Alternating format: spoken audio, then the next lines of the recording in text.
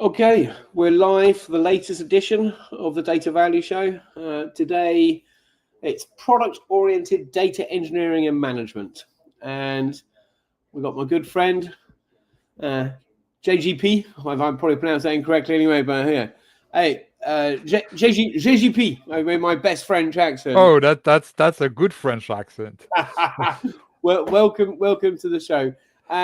I've had the pleasure of meeting you over at Day to Day Texas, and always enjoyed the conversation. So it's great to be able to bring you on the show to share your views with the world and maybe a little bit of banter on the way. But would you like to provide an introduction and share a bit Sure. about yourself? Yeah, sure. So first of all, thanks, Chris, for having me there. I know it's better. We're almost distant from a channel distance, right? Right between the French and the UK, but we are actually I'm in Pennsylvania and you're in New Jersey, right? So Yep, we just we've got have to the same cross the distance. Delaware River. Yeah, we've got the same sort of distance. So just Exactly, which keep is a safe territories. distance, I think. so, okay. So my name is Jean-Georges Perrin, and unless you took French in high school or in school at large, I often go by JGP, which is a lot easier, and not JPG because when you saw me like Chris, I'm not really compressed. And I've been in the business for like I was maybe I like to say 25 years, but it's more than that now. I just it's like after 25 years you don't ask a lady for age, right? So it's 25 years, and so I'm a product manager at Actian, and I work a lot on data contracts and data products. I'm an O'Reilly offer and a Manning offer, and I am also something I'm pretty proud of, a lifetime IBM champion. Um, Never worked for IBM. Tried a few times. They probably didn't think I was smart enough, and now I just they just tell me, oh, you're just an IBM champion, so that's fine. And yeah, so happy to be here. I we met in at this fantastic conference earlier this year, and which is Data Day Texas. Good event. Yeah, cheers to Lynn for that, Yeah, and Linda, big hopefully, shout out. Yeah. yep. Hopefully we get there back in next January as January. well. Yeah, Yep. yeah. So I hope to be there again, but if not, we just found out I'm going to see at Big Data London, which is next month. Yes. And you know the very funny thing about Big Data London is that 3 years ago I got accepted, got my token, and all those things, and I managed to survive the COVID wave, and puff, COVID. So I could not go to London, and and last year I was also hoping to go there. So it's the third time, the Third third time a time's the charm, charm. as they say. Yes, yes. Well, So it'd be great to see you there. I think as you're just saying, we've got a booth there, and we've got an evening event where we'll have like a town hall debate. So we'll probably have you part of that if you'd be interested. So well, let's see how today goes. And I'm sure it'll be all right. we can do another event in London. Um, so yeah, we'll touch on the IBM stuff because obviously I've got an overlap there because I suppose I worked at Cognos before mhm. they were acquired by IBM, but not actually working for IBM because I left before they did. But a slight overlap. It depends which part of the IBM products you liked. Were you there? Were you there DB2 champion, or were you there your Cognos reporting champion? No, actually, I came to the IBM world via Informix. Oh, So that's kind of a little funny thing. So um, last century, when I was in college, I I had a vigorous chat with one of my professors who was trying to teach me SQL, and I went to him and say, "Who's what is that for? Okay, what is this SQL thing for? Is mm-hmm. that for us or is that for any kind of okay?" young, a little bit stupid secretary that Yeah. would do a report for a boss or something. And he said, "Oh, it's for secretaries, and they could do their reports and all these things." And said, "Okay, well, this guy is completely nuts." Then I decided, and it was all on Oracle, so I decided data is not for me. Okay, data is out of the picture. And then Karma. I found a job at a development tool company, and they were working very heavily with Informix. Mhm. And thanks to that, I kind of went back to data, started loving it, even SQL, and well, okay, in a reasonable way. Okay, let's be honest. And then that's how I kind of went back to data and started loving databases, and then Informix was my thing, and I joined I was elected to the board of the International Informix User Group for 15 years. So I was really pretty deeply involved with that, and pretty deeply involved with IBM at that point, because they acquired Informix in 2001, like a little bit later Cognos. Yep. And so it was great, but after some times, I think I had to see something else than Informix. But Karma again, when I joined Action a little earlier this year, they also own Informix now.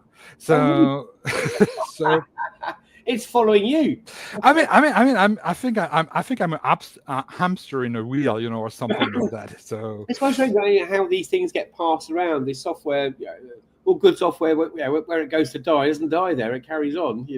well, yeah, and to be fair, it doesn't need to die, and I think it's still a fantastic database. And Mm. I joined Actian to take care of data products, data contracts, and what we're going to talk about. But it was it was funny to see actually all those friends I still have from the Informix age that are still there doing support now, doing product management, going from being an engine and an engine engineer, going and now being in the leadership roles and things like that. So it's all fantastic, and you've got this knowledge of the engine, which is just great. Okay, so yeah, it's data. It is, yeah, and well, this whole data thing has been going bigger and bigger and bigger because it it's now touches every part of a business and every part of careers or part of your journey or roles in businesses.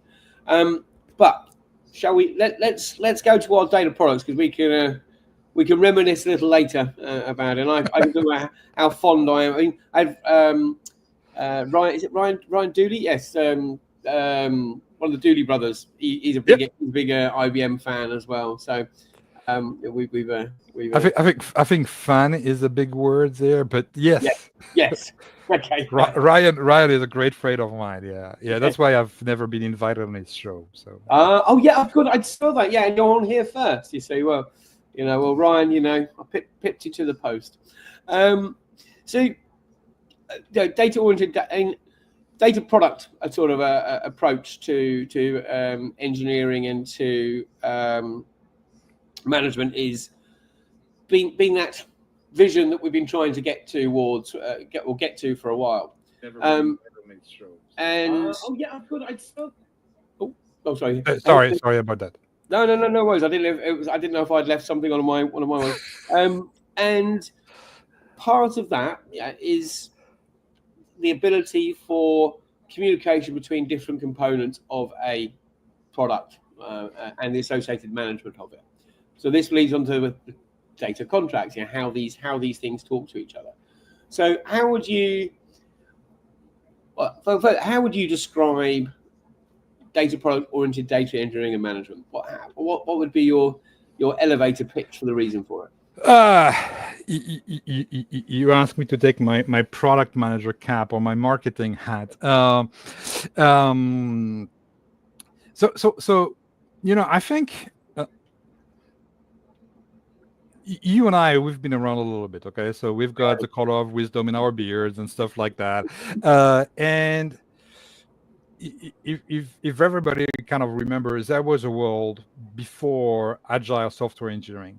And this world was really about waterfall. And so basically, in a nutshell, you do specs, whether they're good or not. Okay, you validate them whether they're good or not, and then you go to engineering. And if there was a change in, then you go through change management eventually, or you just fuck it up.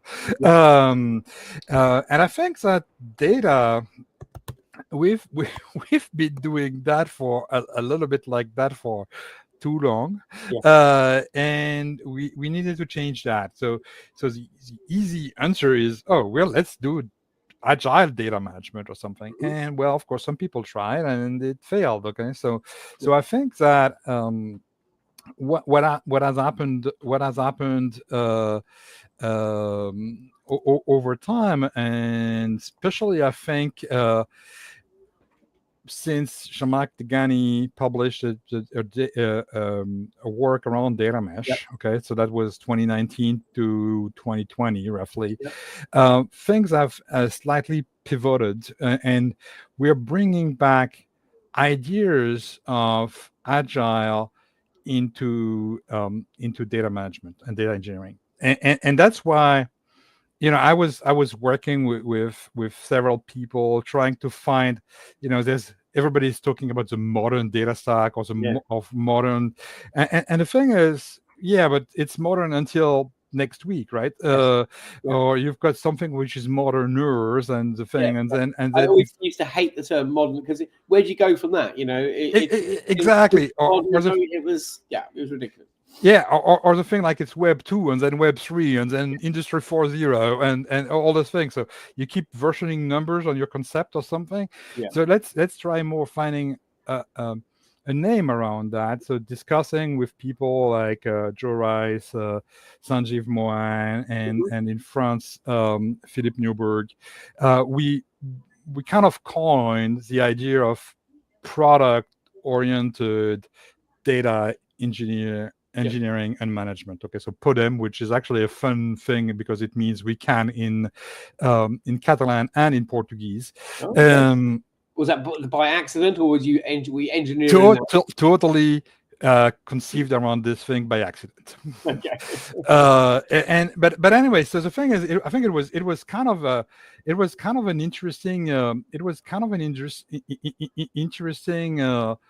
concept, because it really represents where we are. Okay, the thing is, instead of focusing on agile or a methodology or whatever, you're focusing on delivering data as a product, and I think it resonates a lot to a lot of leadership people, a lot of even engineers. Okay, so it's not only about technology, it's not only about engineering, and it's not only about management. I think it's kind of bridging all the things there. And you mentioned data contract, so going back to that, I think that's a basic element of this methodology and this idea is to let's rely on an agreement that, hey, I am the producer of the data, and Chris, you want my data, I use a data contract. Okay, and one of your compatriot, Mr. Andrew Jones, wrote a book on it. Wrote a book on it, and pretends he coined the term, which is probably true. But I've never really liked the term of data contract. I think it's more like a brochure. It's more like an information sheet, or call it the way you want. Okay, but here is the way I'm going to describe the data, and we can work on that because it provides you a framework for discussion.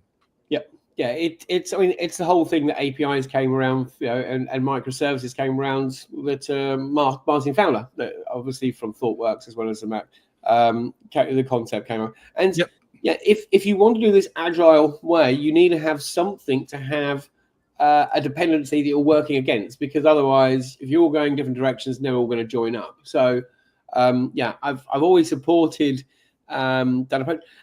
The problem is, and I know Samak was trying to address this with data mesh, but unless you start with some good data models, for example, underneath these things, and start with that, and then build contracts on top of them, or interface on top of them, I think if you go trying to agile, then drive your data model off the contracts that get created, it's the wrong way around. So I think if you're starting with that data model, then giving those contracts ability to interact with that model is the right approach. Yeah, and you know about this thing, I've been in a few companies either as an employee or a consultant, and it's always the not invented here syndrome, okay, the NIH, okay. Mm-hmm. So someone who spent maybe tens of hours or to design a model to store the data,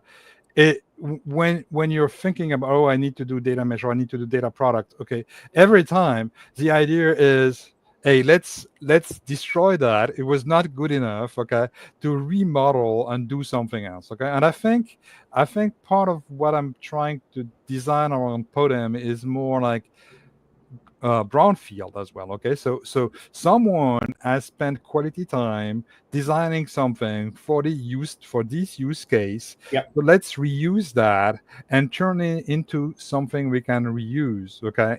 And that's the whole idea about product, where you kind of enter a life cycle around that, okay, instead of a project management where, okay, I've done my thing, okay, maybe it works, maybe it does not, okay. So really having that whole roadmap for your product, where you're iterating around and extending, and I think that's the key to it. You've got to have, and this is where agile has always struggled in the data world, in my opinion, is there was none of that upfront planning. You may not have gone for the same sort of level as you've done with the old waterfall days, but at least if you had a roadmap defined of where you want to go, logical components that you've defined, and maybe the associated maturity of those components that are needed to deliver the use cases you've got in the right order, and then start building your platform like that and building those out. You know you're driven by the business use cases of what you need to do. You've already defined your components. You're going to know which ones you're going to need to enhance, so you can actually go and give people to do that. And you can start to define the contracts of interoperability. We've got a question here from Dan Blake, actually. So, and yeah, been around for a long time. I suppose we were just talking before. I quoted ISO 8583, so that's been around since the 1980s, I think. Maybe it was. It was when the payment a standard, a contract, as you can see it as that. Maybe a first level of version 1 of what we see is now, and obviously more to that. But yes, this question is, how do you help advising to guide organisations to the right level of contract maturity? It's a really good one. I've tried to work on maturity models for all of that. Okay, so I like that your show is about data value. Okay, because this is really something that resonates quite a bit with me as well, and I like to see the process of, okay, you're getting data contracts, you get some value out of that. You go to data products, you get more value. You go to data mesh, you got a lot of value. But even in this kind of, I don't like the term silos, but even in this kind of step forward, you've got, if you imagine kind of an horizontal scale, you also have a vertical scale where you say, okay, I can start with a data contract, which is just representing my schema. Yep. And then I can add SLAs, or I can add data quality rules, or I can add more description. Okay. So that's where you can gain maturity. Yep. And for example, let's say I'm going to, and it's quantifiable. Okay, it's not like, oh, it's maturity because I feel like I'm more mature today because I've got white beard, right? But the thing is, it's more like, here I can say that, okay, zero SLA rule in my data contract, that's level 0 of or level 1 of my data contract. I've got 50% of my fields that are covered by data quality rules. Then okay, I can say this is level 2 of my maturity model, etc. So you can quantify them, okay, and by quantify them, you can measure them, you can control them, etc., etc. So I think, Dan, if you're really trying to do that, I have not made a rule yet about that, and I'm not going to make any rule, but maybe suggest a framework sometimes when I'm maybe writing another book with O'Reilly. Well, I look forward to that one. And you're exactly right. I mean, that advice is solid. And the other thing I'd add to that is the measurable one of the maturity, the features you're adding to contracts, which can be mapped to the maturity. But if you're able to map that maturity level to the benefits it provides the business, to deliver that from either a speed to market, from a quality assurance, from unlocking other use cases that you weren't able to do before, to being able to automate more things that you would have had to do previously manually. So and that's a really, really good way of framing it. And I think that's not just for data contracts, that's for everything that you have in as components of your platform. It goes, it goes crescendo. Okay. And what I like about this kind of approach as well, it's not a warehouse approach. Okay. All respect to Bill and all the warehouse guys out there. But a warehouse project is by definition kind of a little bit slow. Okay. Yeah. You've got to think this thing, you've got to model this thing, you've got to ETL this thing. And so the value you're getting out of that is coming a little bit late in the process. Okay. When I was at PayPal, we had our first data product up and running in 3 months. Okay. So it's not like it's rocket science. It just takes a little methodology, it takes a little forward thinking, a little bit, unfortunately, of change management, but you can get value, and it's something I'd like to work more on, is how do you quantify trust in data? Okay, because we're all about that. I think that's kind of the ultimate goal, is people want to have AI ready data, or you want et cetera, but it's about trust, and how do you quantify trust? Yeah, I mean, before we get on to the trust one, I was going to go back to the other one of data warehouses being longer and getting a product out in 2 weeks. So back in the day, we used to call that bimodal development, where you'd have sort of like you're doing both things at the same time, whereas you're doing something very quickly in a more of a slapdash sort of way, but then feeding that back into the bigger picture. But the thought I just had earlier is, the reason why we went agile was because we couldn't go fast enough. So we had to get results quicker. Now we've got Gen AI, button, or we got that facility in everyone's back pocket now. The speed that you can get things done now has increased massively. I think the sort of, and that's because of the dependencies. I mean, I know this from playing around with stuff myself, is I would have a logical stop when I reach a point where I don't know this technically. So I'll have to go and speak to someone the next day, or ask them to go and have a look at it. I don't have that problem now, because I'll do a bit of vibing, work it out myself, and I can unblock myself.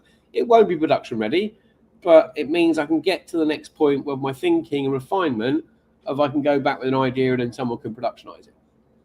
And if we can get that sort of thinking into product engineering approach as well, is that you're now embracing the fact that you've got the benefit of being able to step back and do a little bit of planning now, because you don't have to. You bought your time back later. So okay, let's define a good ERD. Let's define a good defined requirements. Let's define the different components. Let's actually think about the maturity of the features that go into each of those components. Then we'll start. And unfortunately, we've always started too quick, because we've got to go quick. We've got 6 weeks for our first one. We'll just go for it, and then you build up technical debt, and you don't go back around and fixing it, and you've just ended up going in different directions and not the sort of way. So, I don't know. I don't know if that's. I don't know if well, it's going to. So one thing I didn't talk about in my introduction is, I'm the chair of the technical steering committee for a Linux Foundation project called Beetle. Okay, and the idea of Beetle is to define open standards for data engineering, and so we have an open standard for data contract. We have an open standard for data product, and we're working on other standards like intercommunication, more operating, more ops oriented standards. Okay, so that's all on beetle.io and beetle.io/roadmap. But where it's interesting to link that with Gen AI or any other tool, okay, because Gen AI is and all those LLM and interface with LLMs, it's tools. But when you teach an LLM to understand a data contract, a standardized data contract, then you can add it.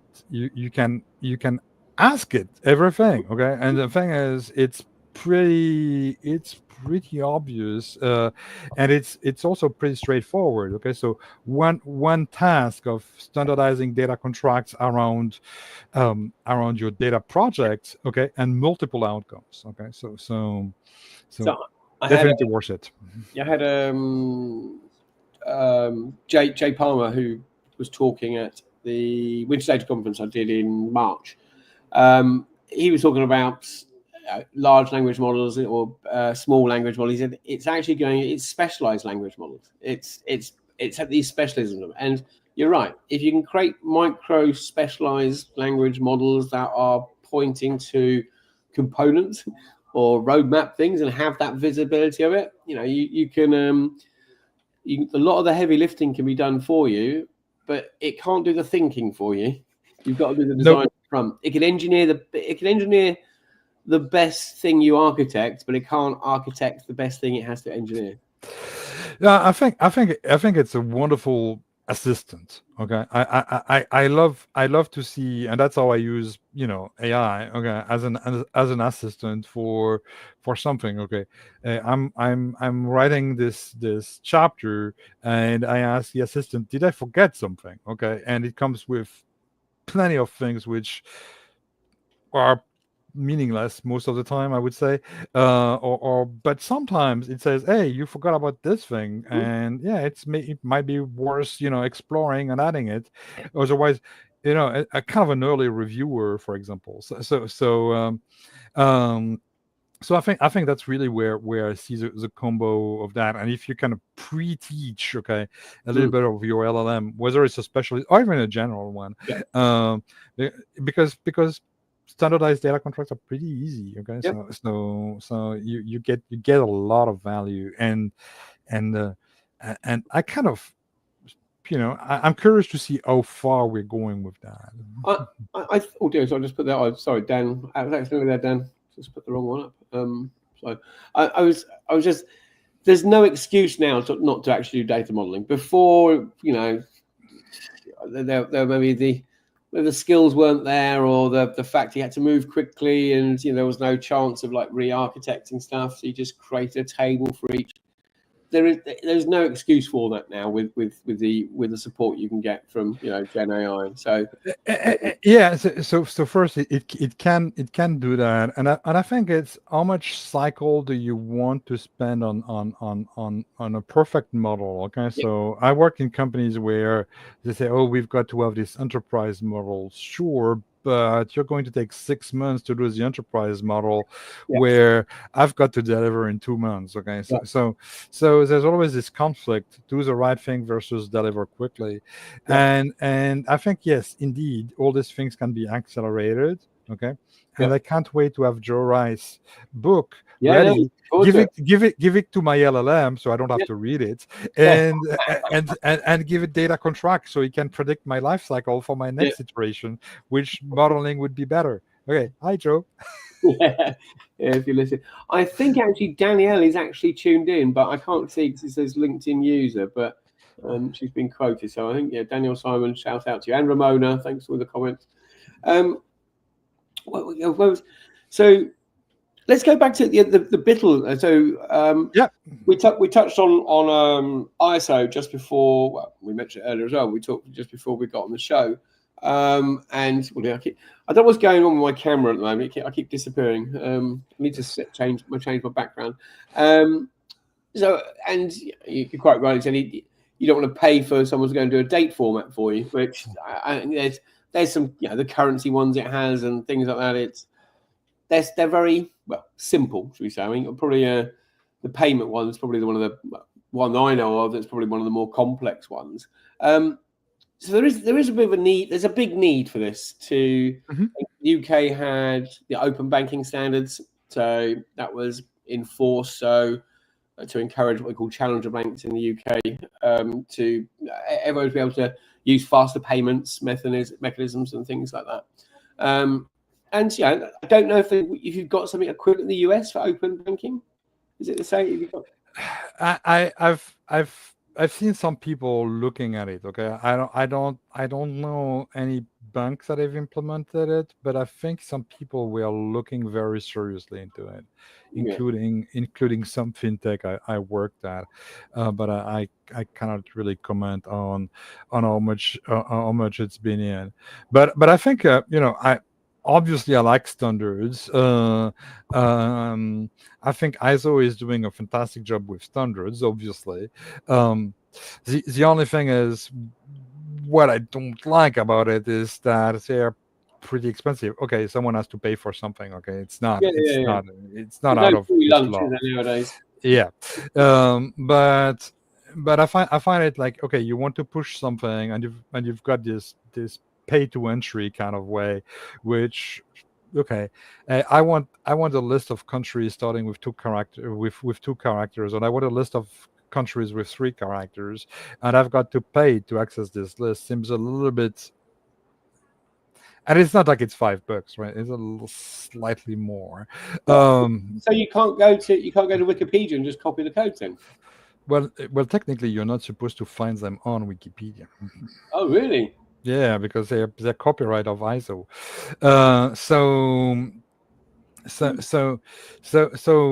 But Beetle being part of the Linux Foundation, I've seen that other standards from the Linux Foundations, other open standards from the Linux Foundation, are actually working with ISO to give them a wider spread.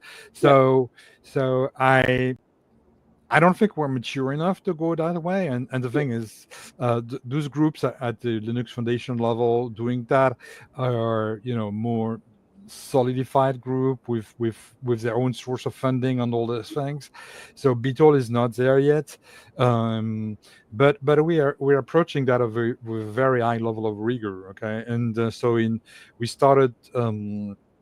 We're going to we're going towards our second anniversary, but so we joined the Linux Foundation back in September of 2023, roughly September to November, and in 1 year we went from the sandbox level, which is the low level entry tier, to the incubation level, and then more mature projects are at the graduated level. Okay, so we are not there at the graduated level, but we are working very much into this direction. Okay, so and it's a standard. Okay, so when you look one way, for example, for open source projects to switch from this level of sandbox to incubation to graduation, it's the numbers of stars you're having on it. Okay, so you go, for example, to Databricks Unity catalog, and they have an awful lot of stars because it's a very interesting software product. We do open standards. Really, the thing is, I'm not saying it's boring, because I found that fascinating, but the thing is, it's not kind of the same dynamic, right? It's not something you download, you play with, and you put a star because you like it. Here, it's every star. I'm almost obliged to, go somewhere and go to our GitHub, go to our standards, and click on this star. Yeah. So it's a little bit of a different scale, but that's how we grow. That's how we're going to mature, and that's how hopefully at some point we will be able to join ISO as well. Okay, so. Okay, so it'll be just a big one happy family. So the Beatles is part of the ISO Yeah, and and standardizing on dates, country codes, and things like that. It just makes it's metadata we need anyway. Yeah. So yeah.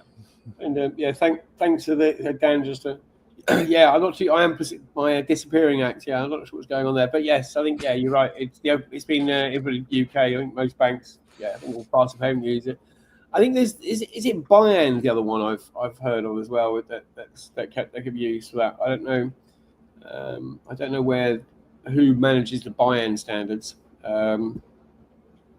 I don't know, I think but I it's think not it's not uncommon to have groups of industry to get together and hmm, create a standard. Okay, so yeah, and as Dan was saying, I mean, the US, it's very difficult to have standardized standards across the entire country.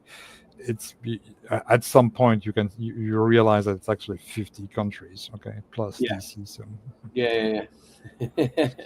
It makes it fun. Yes, makes it fun to get anything agreed, isn't it? Um, so yeah, so you're doing stuff with Bittle. So what's your vision of that going forward? Is it you're still getting heavily involved in that? yeah, very much so. So we started so it all started back in 2023, early 2023, when I was working for PayPal, and I asked PayPal, "Hey guys, we've been working on this data contract standard internally, and I think it's pretty good. So maybe we should Okay. open source it, okay?" And that's how we started. We went this route. So I went through the entire legal process within PayPal to Yeah, open source something, and that was the data contract template. yeah, Um, then when I left PayPal, I kind of realized that nobody was really going to continue it yeah, as an open source standard. Okay, use it internally, or but not developing it yeah. outside. So I took it, forked it, and went to see the Linux Foundation and asked them, "Hey, is that something you guys would be interested in?" And by the way, I'm not stopping there. That's brick one of the portfolio. Yeah. And they say, yeah, welcome. Okay. And we had this few sessions where I also said, okay, I don't want, the the steering committee is something that is really built in the Linux Foundation governance of a project. And not picking on Unity, for example, but when you look at some projects that are pushed by a company, okay, they often stay with the company. So most of the people behind Unity are Databricks. Okay, Yeah. a lot of people behind projects are a couple of companies. I didn't want that for us. So I took my stick and went uh, through seeing a lot of different people, mainly in Europe. So I was a long time in Belgium. I was quite a bit in Germany as well, Mm. and that's how we created this steering committee, which is now composed of 14 people from 13 different companies. And I was mentioning Andrew Jones before, okay, who worked a lot on data contracts, wrote a book, etc. Yeah. So he's part of the steering committee. Yeah. My awesome friends and a little bit competitors, Simon Ara and Johan Christ, are actually also there, and they created this early datacontract.com data contract specification, which they took on themselves. Okay, to say, okay, now we are at 1. 2.0 of this, and while it's in maintenance mode, okay, all our efforts it's on maintenance mode, but we are switching to open data contract standard, okay, and same thing for Andrea Dio in Milan, okay, we worked a lot on creating this data product standard, and actually I said, okay, well, now I'm going to work on open data product standard. Okay, so that's how we got this into the movement of 14 people, 13 different companies, all around the world. Only males. Okay, so we need women. Okay, but other than that, it's a pretty diverse effort that we have there. That's a great achievement, and you're right. I mean, I was just so. I've lost your sound, Chris. Oh, can you hear me? I got muted. That's a great benefit of live. No. Yeah, I don't know. Can you hear me now? I can't hear you anymore. Is it me? I don't. Yeah, maybe you. Maybe it's me. Yeah. Oh, sorry about. Yeah, I don't know. Any comments? Anyone hear me? Can you hear me? I think I've lost the sound. Can you hear me, Chris? No, I can hear you. Yeah. Okay. So I don't know if anyone else can hear you. What's Ramona, can let us know if you can hear me. Let's see if we get a message in with it. My sound language is really rudimentary. Oh, yeah. So Alex can hear me. So it's you. Maybe I don't know what we're going to do there.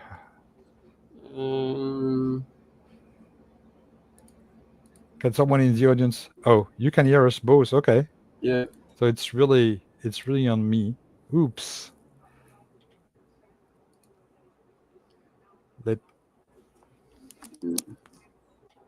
Oh, so you can hear me loud. Maybe because I was shouting. Sorry. How about now? Can you hear me now, JP? Or JG? Yeah.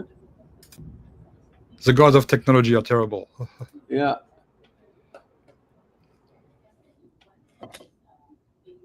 The gods of technology are terrible. Can you hear me, guys? Yeah, I can hear you. Yeah. I still can't hear Chris. Oh. It's terrible. Let me try. Oh, okay. I don't know what's going on. Do you want to well, we may be back in a minute, so at least thank you for people letting me know they could hear me, even if it was loud as well. So I was just going to talk about how a lot of the Apache projects are very much linked to individual companies. So, Twitter, I think, was Kafka, and there's been other ones. So it's great that they've created this outside of a company and got 15 people all involved. So yes, I think hopefully he'll come back. Yeah, here we go. He's back. Let's see what happens now. Hey, how about now? Can you hear me? Yes, I can hear you. I don't know what's going on. My background is all blurry and things. It must be a Russian hacker. Yeah, maybe. Don't die now, Chris. Okay? Yeah, I know. I'm joking. Oh yeah, that's it. Yeah, you lose sound. I choke. One time we get some water. Okay, so Wade is not here. Buy my books. I hope he's okay. Oh, right. We're back. Okay. Yeah. So I think just as you were had your sound issues, I was saying, well, kudos to getting 15 people involved and it not just being driven by an individual company. So, you had, Kafka. Was it Twitter? I think it was Kafka. was it Apache product? Kafka was that was from Twitter, wasn't it? Kafka is Apache, and it's mainly pushed and maintained by Confluent, and but it's now to a level of maturity, I think, that is where more companies are behind it.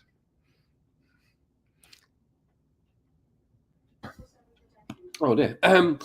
What an episode! The episode Yeah, where we did, didn't it? It was all going fine till then, wasn't it? It was all going fine. I said earlier that it's going to be it's going to be a war between you and me. Okay, so the thing is, I think I'm winning.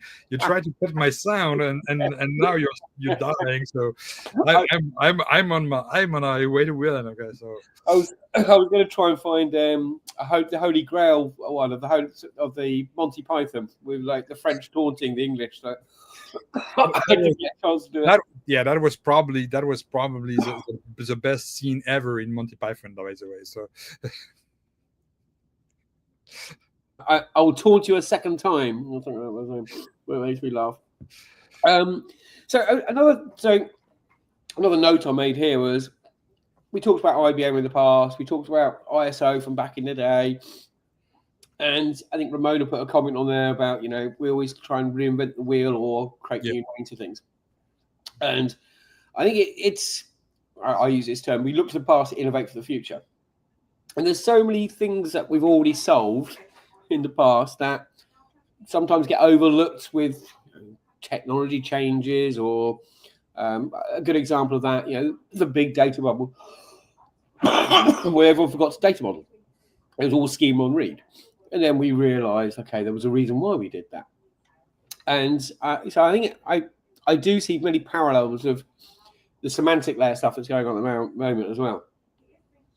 An IBM fan, or even if business objects back in the day, a lot of this semantic stuff was quite well defined and best practice back then. So I think maybe we need to look further back and see what else we can dust off from the past and see what we can actually upcycle.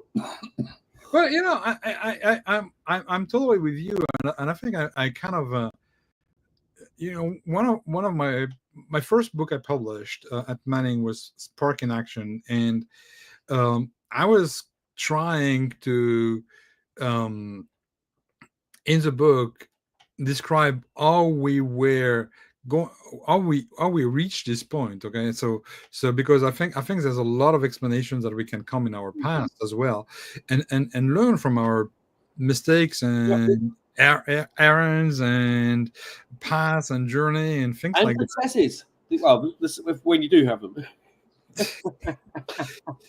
Well, I like to be optimistic. Yes, well, we should be able to. So, where we're going now? I've been thrown off a little bit. So we're talking about things from the past, and I'm a big Cognos fan, and something I've seen that's probably only just being reinvented was that ability to have that slice and dice OLAP functionality of being able to drill down to different intersect points on a what we used to call cubes back then, and be able to write back at a certain point and be able to do what if scenario planning. And I've seen that that's been a gap for ages. I mean, SBase used to do it, TM1 used to do it, Microsoft Analysis Services used to do it, PowerPlay used to do it, but not with the write back. So now you've got Sigma. Sigma's come out recently, well, it's been out a little while now, but they're really pushing that sort of write back and Excel sort of feel and slice and dice.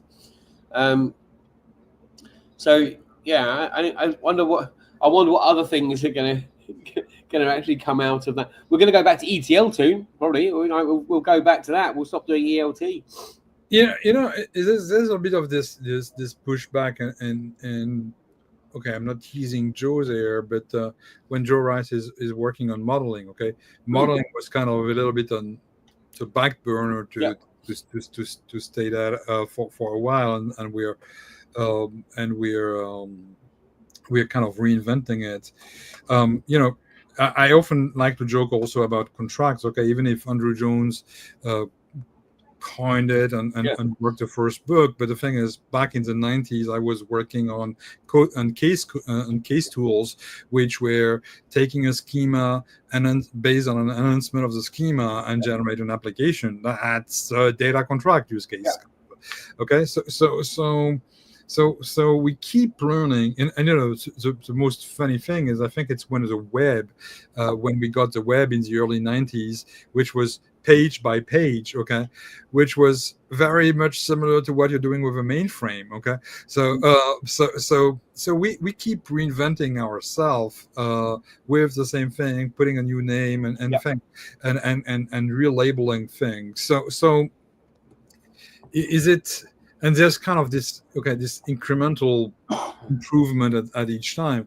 And and one of the things that Jean-Marc said in a book, Jean-Marc Degani, was that the data mesh was a revolution.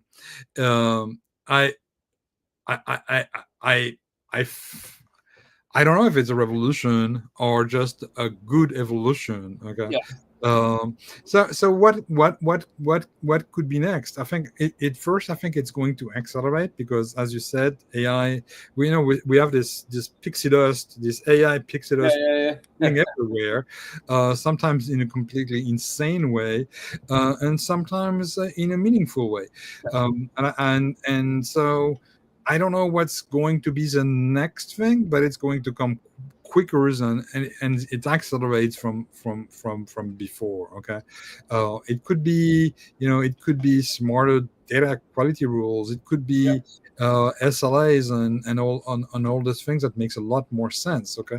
So but I think the maturity in data is changing at a fast pace. Okay. So because of the need of more data and more better data. So thinking that just through of like if you had that maturity map of all of the components that you've got defined, if you had that all quite well defined in the organization, and then you came along with your Gen AI like take capability and everything, what does that change? Out of all the things I've got, what would that affect, or what new features do I need to add to these things to go and support that capability in an organization? Well, yeah. What I would think is that based on this mechanism, okay, you would just accelerate that. Okay, once you've got a few data products at a certain maturity level, okay, the AI should be telling you, okay, which one is the next one you should target based on the usage, and should also should also give you guidance. Okay, maybe help you in the life cycle of your data contracts and data products, and so I think there's a big role there. I think that BI might be the one that is actually going to be hit really hard next. Okay, so the thing is, a the CEO just entering a prompt because he wants to understand what sales are going to be, sales projection, without having to do all this engineering around it. Okay, so and I don't know if you've seen the ChatGPT 5 announcement. Oh, I've been playing around with it, and it tells me I'm thinking longer for a better answer, and so then you don't feel so bad that you're waiting longer now. So it's really good marketing. I mean, that's really good. Yeah, so I think that might be the next it, and but we'll see. I still think that we collectively need better data, okay, and data we can trust. Yeah. So we are pushing. I think we should be pushing more towards engineering capabilities that are actually getting you out of the cycle, out of the maintenance only cycle. Yeah. Okay, I've been in companies where they could not innovate with the data because they were just stuck with the maintenance cycle. So we're in fact, that whole trust thing, we probably didn't dive too much into that really, but the definition of trust is well, dear me, we have to do it another day. I'm going to die. How do you measure trust? So, which is yeah, that's a whole other topic. I'm not too sure how. Well, there's many elements to that. So there was an Harvard Business Review article about trust, and I'm happy to send it back so you can put it in the show notes. And they were using 3 criteria for defining trust. Trust as as a not specifically data, right, but as trust. And I think that when it comes to data, you've got to be able to quantify that. Okay, so and be transparent about it. And I think transparency is huge, because that's not some things that we've been used to in the data world. Okay, so something like, okay, I know how many times it fails. I know how many times. I know how many times. It's it's been used, and etc. Okay, so there's really a lot of things we can do that. And it's actually in the there's a bit of it's a fragment of the chapter I have on my on the book I wrote with Eric Broda, which is implementing data mesh. We talked a bit about trust and how we can actually apply trust to data. So we need to do a shout out to your books then. So in fact, actually, Scott Taylor, shout out to Scott Taylor. He'd probably be at Big Data London. We're going to look Scott. And I'd say Ramona. Thank you, Ramona, as well. Not everyone else has listened. Yeah. So how your books you've written. So what are the books so people can look them up? Yeah, my first book I published was Spark in Action, the second edition of Spark in Action at Manning. In this book, I wanted something super pragmatic for learning Spark. Okay, so this book has been out since back in 2020. So I think just a little bit, just as COVID was annoying everybody, it was I think it was well received. Okay, well, yeah. It was targeting Spark 3.0, so it's a 600-page master monster book on that with a lot of details. I try to have. So first of it, I don't really like to read books myself. So that's where that's why you write them so long. Yes, and the thing is, it was really about. I had a great editor to work with on this book, and we really tried to, you've got a problem. It's described in one of the chapters. You don't need to read all the chapters behind to get to that. Okay, it's quite self-contained. Yeah, it's not Harry Potter, okay? It's and probably doesn't sell as well as Harry Potter as well. But you'd be here talking to me if it did. I don't know. Charity business. But anyway, no. So the thing is, and one thing is, all the examples I wanted in this book were real examples. Okay, I didn't want to do you've got column A, B, C. Yeah. And then you they're a lot harder to do. If you've got to actually have working examples, you've got to check syntax, and when it's printed, it's we did one on data security with Snowflake with on A-Press, I think it was. We were doing all technical stuff for the guy Ben Herzberg who was writing it. But yeah, it's so no small task. So well done. Yeah. And so that was the first book. I contributed to a fellow Englishman of yours called Nick Toon for architecture modernization, where I brought the idea of data mesh as part of the modernization of your data architecture. My third book was also with someone where I wrote that with Eric Broda, and that was implementing data mesh, and it's very well received. It doesn't sell much, unfortunately, and I think it's because a lot of people are actually wondering what data mesh is anyway. Gartner said data mesh was gone, and now they're trying to come back with it, and it's a little bit confusing there a little bit. So it did not benefit really the book, which is, but it's very well received, very very good feedback from readers, And in parallel to that, I wrote a few self-published books. So I wrote a book on data products, data contracts, so 3 books: data contracts, data products, and data mesh for kids. So they big illustration, big letters. So it's and what Are these actually designed for the board level? Well, actually, that's where I was going to. The thing is, I've got quite a few friends who told me, okay, I got this book, but I gave it to my VP, okay, or Yeah.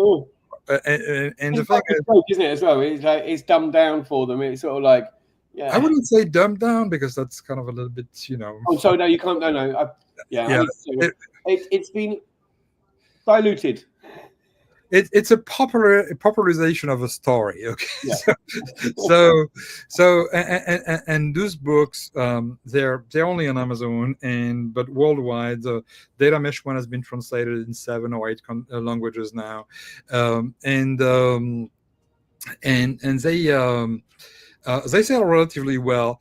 And half of the profits, more than half of the profits I'm making on those books are going to 2 charities here in the US, where it's Girls Who Code and Black Girls Code. Okay, so 2 topics I'm pretty passionate about, and bringing more feminine voice into our industry.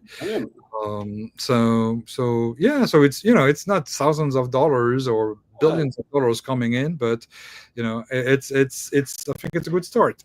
Kudos to that as well. So we've gone over time. This is okay. It's only by 1 minute anyway, but and we had to make up for obviously the lack of my coughing fit and then your sound issue. Yeah. Scott wants to know, where are those kids' books, so we'll have to let him know where they are. But publish links to the books on the chat to this.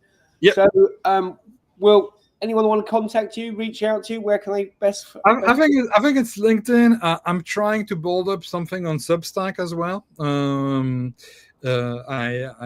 still discovering the platform, but my good friend and colleague Ole Olofsson Banjö is pushing me there, and I found it kind of an interesting platform. So LinkedIn or Substack, wherever you want. Big Data in London. Yeah. So you'll find both of us at Big Data London. So and that should be fun. Yep. And then what else? And probably Austin in January. I'm trying. Yeah. So looking forward to seeing you in London, or my hometown, and we'll be very welcoming to our fellow French countrymen. I'll do a T-shirt. Remember Jeanne d'Arc or something. Yeah, I will. I'll have my Monty Python sketches ready for it. Okay. We could get a couple of warm beer together. Yeah, definitely. That'd be good. Thanks again, JGP. Fantastic conversation. I enjoyed it, and looking forward to seeing you in London. Yes, Chris. Thank you very much. Thanks for having me, and see you in London. It was a pleasure. Thank you. All right, bye, audience.